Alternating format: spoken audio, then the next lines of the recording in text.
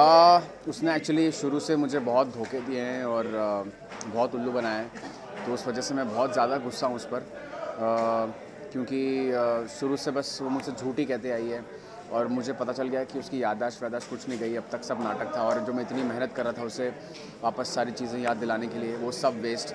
तो मतलब जैसे जैसे उसने पहले मुझे धोखा दिया था, वापस उसने धोखा दिया है। So I am very angry at her, और मेरे फैमिली को भी परेशान कर रही है वो।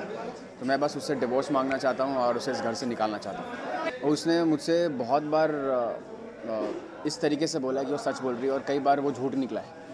उसने ये भी कन्विंसिंगली बोला था कि उसकी याददाश्त चली गई है। पूरी फैमिली ने उसको सपोर्ट किया था कि वाकई में उसकी याददाश्त चली गई, उसे प्यार करना चाहिए, उसे सारी चीज़ें वापस याद दिलानी चाहिए।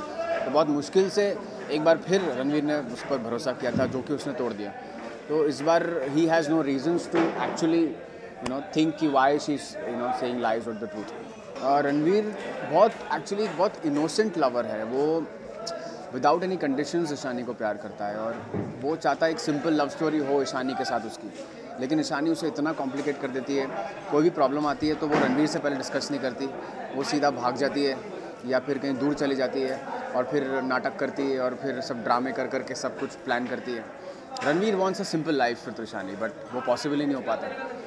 तो वो बस सिंपल फिलॉसफी में बिलीव करता है कि अगर उससे वो प्यार करता है तो उसे पूरी शिद्दत से उसको चाहने का उसको पूरा हक है, और वो भी उससे उसी तरीके से चाहे, और लाइफ में कोई भी प्रॉब्लम आए तो डिस्कस करे। लेकिन Ishani never discuss, she runs away. So that's what he has got problem with.